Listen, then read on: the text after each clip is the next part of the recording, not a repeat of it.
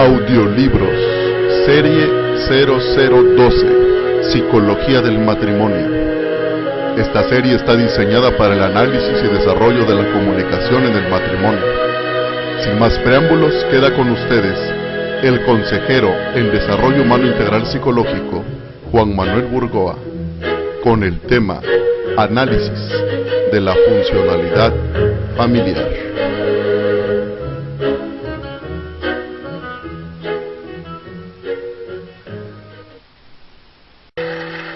Gracias, buenas noches.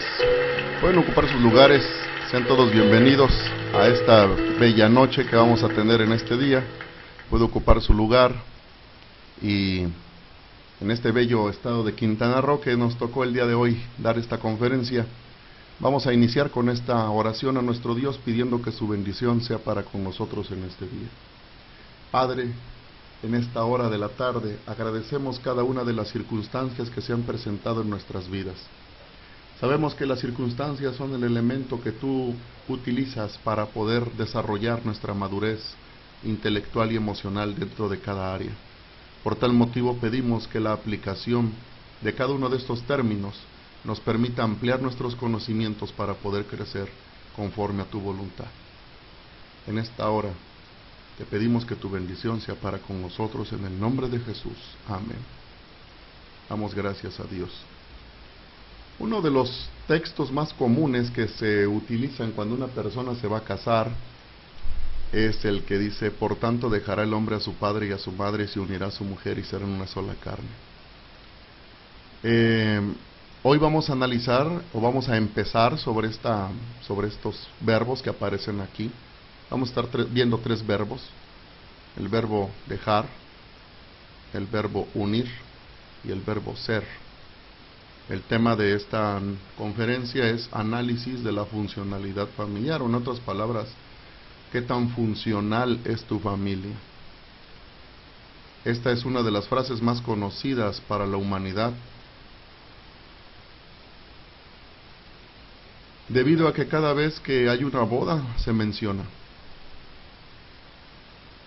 El anhelo de mi corazón es que veamos la verdadera fuente, el verdadero origen de la familia y las condiciones que se dieron para que funcionara. Este análisis nos permitirá ver el estado de nuestras familias y qué podemos hacer para mejorarlas. La Biblia nos da a conocer tres verbos o acciones para el sano desarrollo de la familia nuclear o de núcleo, la cual está formada por papá, mamá e hijos, los cuales, si se aplican adecuadamente, podrían dar la funcionalidad dentro de la familia.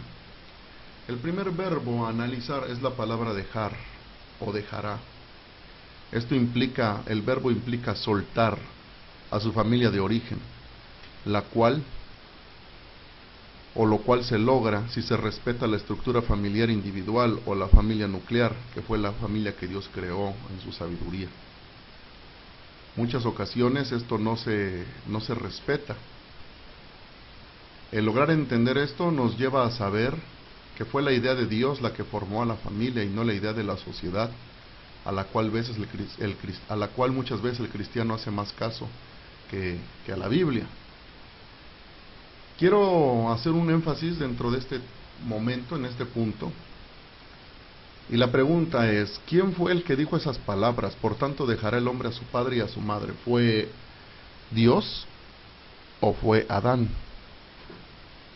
¿Cuántos dicen que fue Dios? A ver, alcen su mano los que dicen que fue Dios.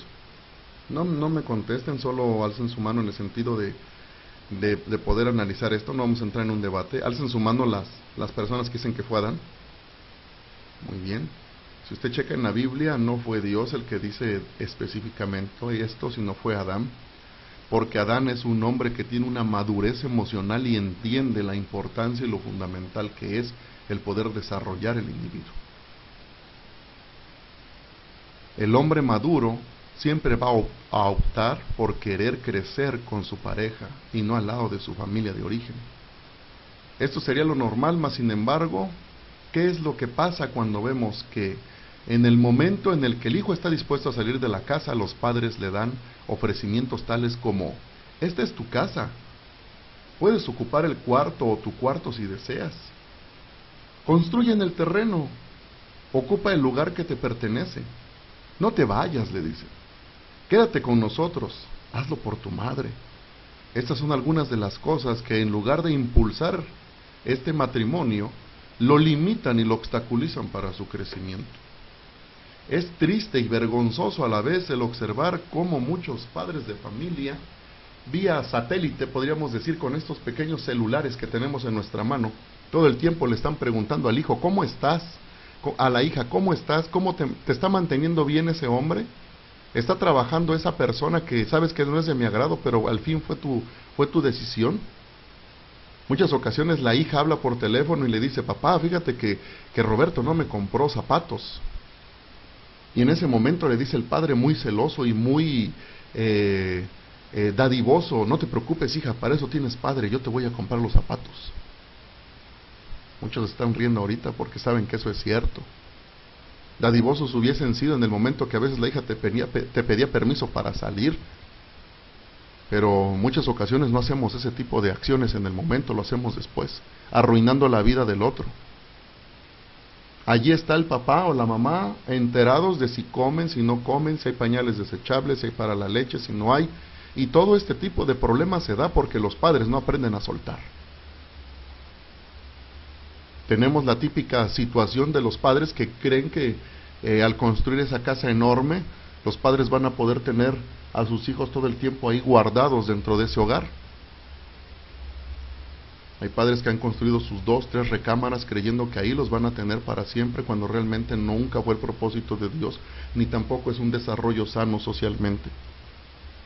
Las comunidades más desarrolladas en la tierra, como las europeas, los países como Suecia, como Holanda, u otros lugares en Europa, podemos encontrar que son familias que tienen un alto crecimiento económico e espiritual debido a que su núcleo es concreto, papá, mamá e hijos. Aquí podemos observar que se estaciona un Volkswagen y en ese Volkswagen se mete papá, mamá, hijos, abuelo, abuelita, tía, el yerno y hasta el perro. Y es importante ver esto porque lo que estamos haciendo es no dejar crecer a la familia que está empezando a trabajar, que está empezando a desarrollarse. Por eso es que muchas veces las familias no funcionan, no porque Dios no dé su bendición, no porque los jóvenes sean imperfectos, sino porque nosotros, los adultos, los viejos, los que se supone que ya razonamos, los que leemos la Biblia o los que nos apegamos a los dogmas o términos, no dejamos avanzar a la nueva generación. Tenemos miedo de que esa generación nos supere. Cuando hablo de este primer verbo, el poder dejar, el poder soltar, implica verdaderamente que entres en una etapa de madurez. Ahorita me estoy dirigiendo hacia los padres que quieren tener a sus hijos ahí. La nuera está harta de ver a la suegra porque no le permite lavar cuando ella desea, cuando ella quiere planchar, cuando ella quiere cocinar, porque todo está sujeto a un horario, o el horario que la mamá grande, en este caso la suegra, puso. Los pleitos internos entre el nuevo casado y la nueva casada son tan constantes y tan fuertes que pareciera que al primer año se van a divorciar. Pero preferimos tener el capricho a soltar las riendas de esa familia que no nos pertenece. Por un momento piense ahí en la entrada de su casa donde dice familia Martínez o familia Chan o familia Burgoa. No está diciendo que es la familia que está interna o que ahí habitan 2 o 3 familias, está refiriéndose solo a una. Pero a veces nosotros en ese aferramiento emocional, en ese apego enfermizo, estamos sujetando a nuestros hijos a cosas y a deseos que no corresponden. Piensa por un momento también, hijo, ahora me refiero al hijo, que no vas a crecer a más, no vas a poder comprar esa cama king size que quieres, ni esa sala, ni esa televisión de plasma, porque no hay dónde meterla. Si analizas la vida tal vez de tu hermano que siguió viviendo ahí durante 10 años y tal vez a los 10 años se salió de la casa de sus padres, si analizas te vas a dar cuenta del crecimiento tan grande que tuvo al primer año, porque vivió de forma independiente y de forma solitaria hasta cierto punto, sin la intervención del suegro o la suegra o del padre o de la madre. Pero si tú quieres tener siempre tu palapita nada más, tu cuartito, tu pequeña cama individual que era en la que dormías y sigues durmiendo con tu mujer y vas a dormir con tu hijo, pues sigue viviendo allí. No te preocupes, no te salgas. Al final de cuentas, ahí vas a tener mamá y vas a tener papá. Es una forma muy cómoda de vivir. Yo te invitaría a que tanto tú como padre o tú como hijo medites dentro de este primer capítulo, realmente si estamos cumpliendo con el mandato o estamos haciendo nuestra voluntad y nuestro capricho al querer retener lo que no es nuestro.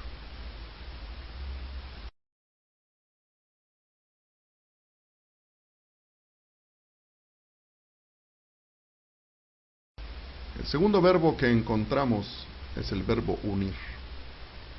Pero antes de ejercer el verbo unir, necesitamos ejercer el primer verbo, que es dejar o soltar. Si en este momento estos dos jóvenes que tengo aquí enfrente se quisieran unir, tendría que quitar al que está en medio para que eso se pudiese lograr. Mientras los padres no se quiten de en medio, mientras las suegras no se quiten de en medio, mientras sigan obstaculizando la bendición de Dios, porque es ahí donde dicen, ay Señor, vienen todos los días aquí al altar, y si el altar registrara las peticiones, ahí veríamos que es la misma petición todos los días, donde trata con el carácter de mi nuera, trata con el carácter de mi yerno, trata con el carácter de mi madre, o trata con el carácter de mi suegra. ¿Por qué? Porque están hartos de vivir situaciones que ellos mismos han provocado. La decisión y la determinación de lo que vaya a pasar en tu familia no depende de Dios. Métetelo en tu cabeza, eso depende de ti. Usted como padre necesita soltar a sus hijos para que ellos se unan. Puedes pasarte media vida llorando, suplicando, ayunando y la situación no va a cambiar. ¿Por qué? Porque usted no quiere permitir que esos dos seres se unan. Sigue estando allí en medio. Unir significa juntar dos cosas entre sí, haciéndose de ellas un todo. Mientras ahí tenga esa garrita la suegra o ese garrote ahí el suegro, no vamos a poder unir a nadie. La unión es la forma en la cual la nueva familia aprende a desarrollar sus funciones familiares y sobre todo aprende a depender de Dios. Ya no del suegro, no de la suegra. Es importante, joven, que si en esta hora ya estás casado y todavía sigues dependiendo de tus padres, te destetes emocionalmente, te cortes el cordón que te está uniendo, que hace 20 años debió de haber desaparecido, pero que todavía está ahí. Necesitas quitarlo de tu mente. Ese sistema de apego no es sano y va a estar provocando muchos o miles de problemas dentro del hogar. Es notable ver cómo en muchas familias los padres intervienen constantemente. Constantemente no permiten que esta unidad se dé porque la intervención es práctica, es rápida, tarda más en pensarse que en hacerse. Si nosotros comprendemos en esta hora el verbo unir, vamos a permitir que realmente nuestros hijos casados puedan disfrutar a su pareja, puedan disfrutar a su esposa, puedan disfrutar de intimidad, porque hasta la intimidad se está limitando porque no pueden ser uno. ¿Y saben a lo que me refiero? No pueden ser uno porque todo el tiempo ahí están, no hay privacidad, se está tocando la puerta, al mínimo ruido ya están allí al frente, parecen investigadores, están checando todo, se meten al cuarto, no respetan la privacidad, no respetan la intimidad, no respetan la individualidad de la pareja. Es desastroso ver cómo en la sociedad actual está acabando, aniquilando literalmente el factor unidad. Así que cuando esa pareja sale después de 3 o 4 años de ese seno materno aparente, pues ya se quieren divorciar. Si desde un principio usted viera la realidad y permitiera que sus hijos pudiesen luchar para lograr sus objetivos, ya sea que rentaran un cuarto, o compraran una casa, o tuvieran un terreno, sus hijos crecerían en una sanidad espiritual, emocional y matrimonial de una forma bárbara, fuerte, extensiva, explosiva. Así que necesitamos el llegar a comprender la gran importancia de este segundo verbo, el verbo unir.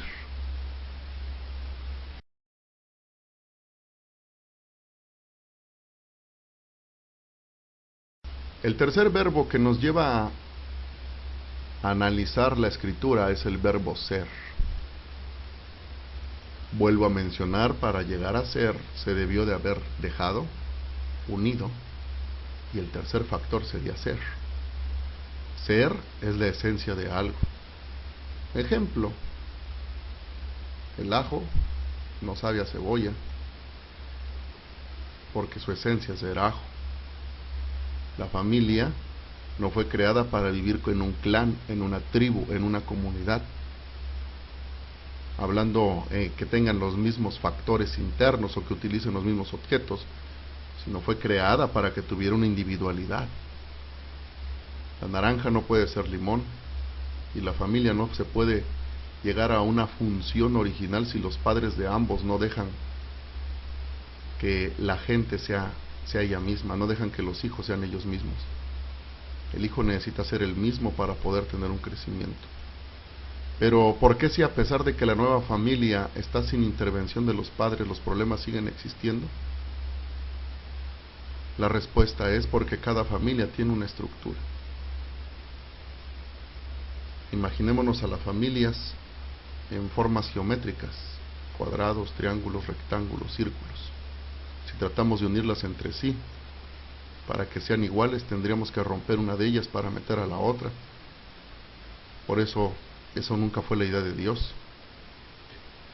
Dios desea que las estructuras que existen a causa de la desobediencia del hombre sean funcionales. Es decir, que en lugar de romper la estructura para poner otra, mejor una de ellas se acople y tenga una mayor resistencia. A continuación vamos a observar lo que son las estructuras familiares. Deseo dejar en claro que cuando hable de las estructuras por su nombre, uso un lenguaje figurado. Es decir, no me refiero a seres de las cavernas, como en el caso de la familia Primitivo 1 y 2, sino al tipo de comportamientos que durante miles de años no han cambiado. Las estructuras que presento, no sé si sean todas, pero hasta el momento, son las que he podido detectar en este mundo de ideologías. Quiero decir que las estructuras familiares en lo personal son la palabra elegante a lo que yo llamaría malformaciones familiares o mutaciones en las que ha terminado la familia por no respetar la idea original de Dios. La primera estructura familiar, si usted tiene su lápiz a la mano o su hoja a la mano, es la familia nuclear. La familia nuclear consta de 2 adultos y sus hijos. La siguiente estructura familiar es la familia subordinada. Entre otras, este núcleo, o sea, el núcleo familiar, está subordinado a una gran familia como abuelos u otros. Ahí se hace lo que el abuelo dice, no lo que el papá joven dice. Por un momento imaginémonos a una mujer que viene de una estructura nuclear y que se casa con un hombre que viene de una estructura subordinada. La mujer está acostumbrada a que todo lo que se realiza en el hogar es ordenado por el padre. Ella no sabe vivir con abuelos o suegros que se entrometen en su vida constantemente. Sin embargo, el hombre vive de forma pasiva porque está acostumbrado a obedecer en lugar de ser. ¿Nos damos cuenta? No se trata de pedirle a Dios, se trata de que usted haga lo que tiene que hacer. Si se tiene que salir, sálgase, si tiene que rentar, rente, si tiene que decir adiós, diga adiós, pero si quiere verdaderamente tener una familia funcional, tiene que hacerlo. Si no quiere, puede usted continuar como hasta el día de hoy. La tercera estructura de familia que nosotros observamos se llama la familia monoparental. Y esta familia monoparental, estamos hablando de que es una familia en la cual los hijos viven solo con un padre o con una madre en sustitución. Generalmente se da en situaciones de soltería, viudez o divorcio. La cuarta familia, la cuarta estructura es la familia primitiva 1. En las sociedades más primitivas existían 2 o 3 núcleos familiares, a menudo unidos por vínculos de parentesco. Veamos otro caso. Una mujer que viene de una estructura monoparental donde su madre fue madre soltera, está acostumbrada a hacer y a mandar como lo hizo su madre, porque ella no conoce la imagen de autoridad de un hombre. Cuando ella trate de convivir con su esposo, lo más normal es que ella desee dirigir a su marido. Por otro lado, el marido, al ser parte de una estructura primitivo 1, donde se viven 2 o 3 familias que habitan en la misma calle, llamemos a esta calle la calle de los Gutiérrez o de los Sánchez, porque se compraron los mismos terrenos pegaditos, juntitos, y el chisme que surge en una casa lo sabe toda la comunidad porque viven juntos. Se enfrentan constantemente a las críticas de su padre, porque toda la tribu vive cerca. Por el simple hecho de que un Gutiérrez tiene un problema, toda la comunidad de los Gutiérrez se entera, y es lamentable observar este tipo de situación. Imagínense la familia también, la primitiva o la estructura familiar número 5, que es la primitiva número 2, el patrón familiar primitivo número 2. Los hombres cazaban mientras las mujeres recogían y reparaban los alimentos y cuidaban de los niños. Este tipo de sociedad era normal en el infanticidio y la expulsión del núcleo familiar y de los enfermos que no podían trabajar. Tenemos la estructura número 6, que es la estructura religiosa. Con la llegada del cristianismo, el matrimonio y la maternidad se convirtieron en preocupaciones básicas de la enseñanza religiosa. Las combinaciones son variables. Un hombre que tiene una estructura primitiva 2, que solo se preocupa, como dicen los padres modernos, en traer el dinero a casa, será una mala compañía para una mujer que desea ir con su esposo a la iglesia, porque ella tiene una estructura religiosa. Los hombres primitivos 2 generalmente trabajan todos los días y descansan los domingos. Ellos no van a la iglesia porque están cansados, porque ya trajeron de comer. Como si la mujer no se cansara, como si el trabajo de casa no se pagara. Pero sin embargo los primitivos 2 dicen: yo ya cumplí, yo ya te traje la comida, yo no voy a la iglesia. Imagínense el decaimiento religioso o espiritual que esta mujer puede tener porque se casó con un hombre con una estructura primitiva 2. Creo que estamos entendiendo el porqué de tantos problemas en el matrimonio, ¿verdad? Bueno, continuemos. Tenemos la estructura civil la estructura civil es la número 7. Después de la Reforma Protestante en el siglo XVI, el carácter religioso de los lazos familiares fue sustituido en parte por el carácter civil. La mayoría parte de los países occidentales actuales y reconocen la relación de la familia fundamental con el ámbito del derecho civil. La estructura familiar número 8 es la estructura familiar moderna. La familia moderna ha variado con respecto a su forma más tradicional en cuanto a su función, composición, ciclo de vida y rol de los padres. Dentro de esta familia moderna vemos que la mayoría de los padres trabajan, cada quien llega por su carro, cada quien vive hasta en camas o en habitaciones separadas porque uno despierta al otro. Así que es importante notar este factor. El hombre de esta estructura civil deseará casarse conforme a la ley, pero recordemos que si la mujer viene de una estructura moderna, no le funciona porque esta mujer está acostumbrada a trabajar a la par de su marido. Y eso a él no le gusta. Él elegirá conforme a la ley el divorcio por la incompatibilidad de caracteres. La estructura número 9 es la estructura de nuevos matrimonios. Sin embargo, muchas de esas familias monoparentales se convierten en familias con padre y madre a través de un nuevo matrimonio o de una constitución de una pareja de hecho. En estos tipos de familia, el problema de la relación entre los padres no biológicos e hijos suele ser un foco de tensiones. Si usted está ahorita pasando por un nuevo matrimonio, el principal problema que va a enfrentar son los hijos, así que no se asuste dentro de esa área. La estructura familiar número 10 es la cohabitable. A partir de la década de 1960 se ha producido diversos cambios en la unidad familiar. Un mayor número de parejas viven juntas antes o en vez de contraer matrimonio. De forma similar, algunas parejas de personas mayores, a menudo viudos o viudas, encuentran que es más práctico desde el punto de vista económico cohabitar sin contraer matrimonio. Actualmente las parejas de homosexuales también viven juntas y como una familia de forma más abierta. compartiendo a veces sus hogares con los hijos de una de las dos partes o con niños adoptados. Sería algo extraño lo que a continuación ejemplificamos, pero créame que ha pasado. Una hija de una estructura de nuevo matrimonio, cansada de que el otro ocupe el lugar de papá o mamá en la casa, se busca un hombre de una estructura cohabitable, donde los padres de su esposo son homosexuales. Para ella, esto no tiene importancia porque cree que esta situación pasará. Imagínese por un momento que esta situación le llegara a suceder a usted, donde su hija, harta de los problemas que hay, se va a vivir a una familia donde papá y mamá son el mismo sexo, son hombre y hombre, o son mujer y mujer. Sabemos que el varón o la hembra dentro de esta relación funge con situaciones que no le son convenientes, pero sin embargo estos casos se están dando. Veamos el siguiente caso. Las comunas son familias constituidas por grupos de personas que suelen estar unidas por lazos de parentesco. Han existido en el mundo desde la antigüedad.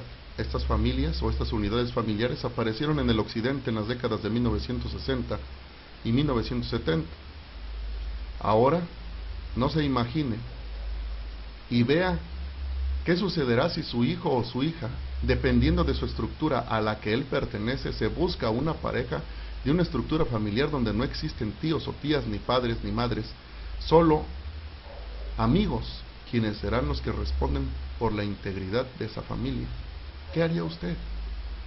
Creo que me entiende el por qué llamo malformaciones a las estructuras que el hombre creó tratando de satisfacer su rebeldía para no sujetarse a la voluntad de Dios. Pero a todo esto, en este estado actual de nuestra familia, veamos realmente cómo se encuentra, cómo nuestra familia está funcionando. Yo creo que a través de este pequeño test usted ya investigó y ya se dio cuenta de qué tipo de estructura viene. La importancia es que lo ubique y no lo olvide, porque al final entenderemos cómo poder acoplarnos.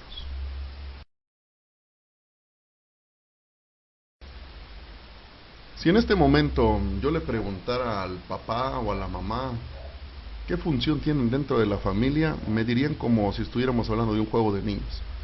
Yo soy el papá, diría el hombre; yo soy la mamá, diría la mujer; y los hijos dirían, nosotros somos los hijitos.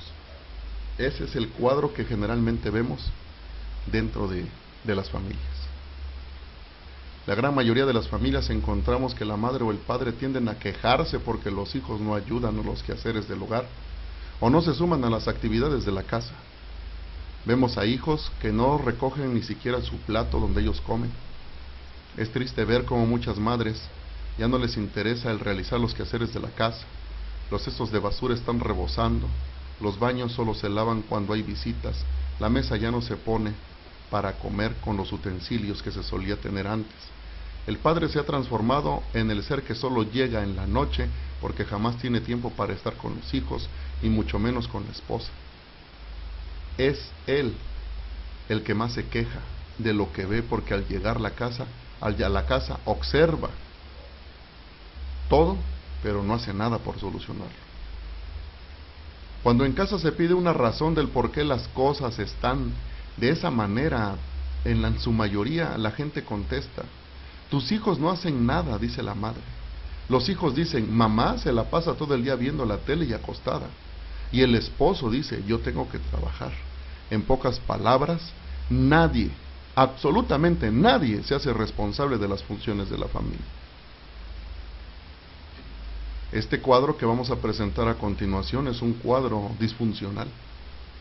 Es claro ver este cuadro cuando es un cuadro depresivo, donde la madre está irritada, despreocupada y sin deseos de hacer nada, además de que siempre se siente fatigada. La indisciplina en los hijos hacen lo que quieren. Y la frustración en el padre todos los días se queja constantemente de la situación que muestra la incapacidad de él como padre para resolver el problema. ¿Qué factores son los que promueven la funcionalidad? Los factores que promueven la funcionalidad son los siguientes. Analice que la composición de una familia, o sea, de un papá y una mamá, surge de dos familias diferentes. Por ello, es que cada familia, al estar compuesta de diferentes estructuras familiares, sufre una falta de acoplamiento que no le permite funcionar de manera adecuada para su desarrollo. Por ello es importante saber cuáles son los factores que promueven la funcionalidad familiar. Uno de esos factores es que la familia debe de aprender a integrarse. La palabra clave que vamos a ver dentro de esta hora de la tarde es la palabra integración. Cuando el ser humano no se sabe integrar, entonces tiene un problema. ¿Sabe usted? Conteste esta pregunta. ¿Sabe usted por qué se distingue una familia funcional de una disfuncional? Una familia funcional de una disfuncional se distingue por su capacidad de integración. La capacidad de integración la hemos visto en Génesis capítulo 2, versículo 23. Todo el texto que hemos analizado en sus tres verbos son dejar, unir y ser, llevando a un solo fin, conocido como la integración. Estos dos seres diferentes pueden llegar a integrarse si se permite y si se logra el sano desarrollo. La capacidad, la integración, la cual empieza por los padres, es ahí donde se agrega ese valor de igualdad. Génesis capítulo 2, versículo 23 dice que la mujer será llamada varona porque será carne de su carne y hueso de sus huesos. Pero en muchas ocasiones, para la mayoría de los varones o para la mayoría de las personas, la familia o la mujer no tiene capacidad de integración. Solo la familia llega a ser una esposa o un esposo dentro de una situación ficticia, porque no se tiene la facultad. Esta capacidad de integración se muestra cuando verdaderamente nuestra esposa o nuestro esposo forman parte de nuestro mundo interno. Si usted quiere saber cómo formar esta integración, usted note aquí que el hombre y la mujer tienen un mundo interno en el cual trabajan, en el cual conviven y en el cual salen adelante. Otra característica de la integración es que la actividad de pensamiento es igual. La tercera característica dentro de la integración son los valores que logran similitud. Y la cuarta característica es que saben qué quieren en la vida. Por eso yo te invito a que en esta hora de la noche comiences a analizar realmente cuáles son esos valores de integración, si están activados o están desactivados. Comienza a trabajar dentro de ellos.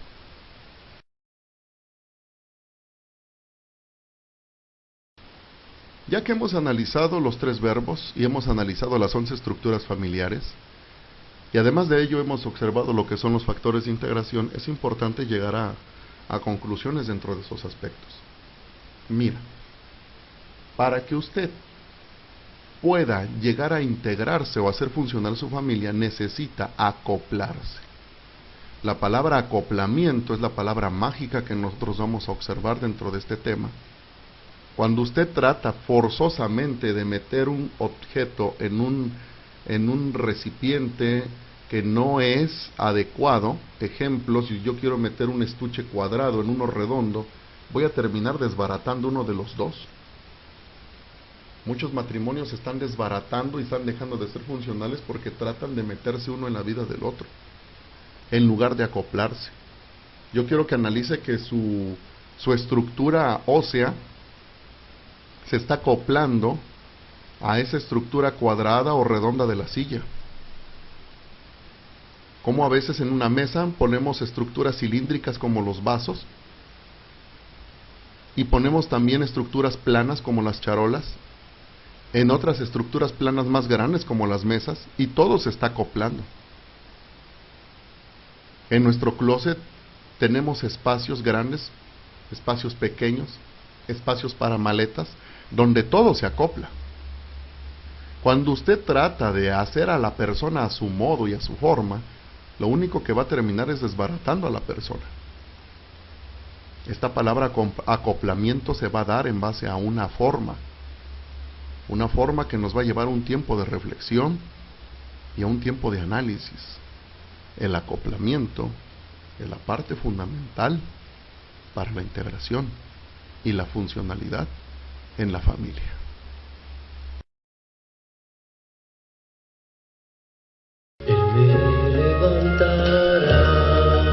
Quiero que en esta hora de la noche reflexiones sobre lo siguiente.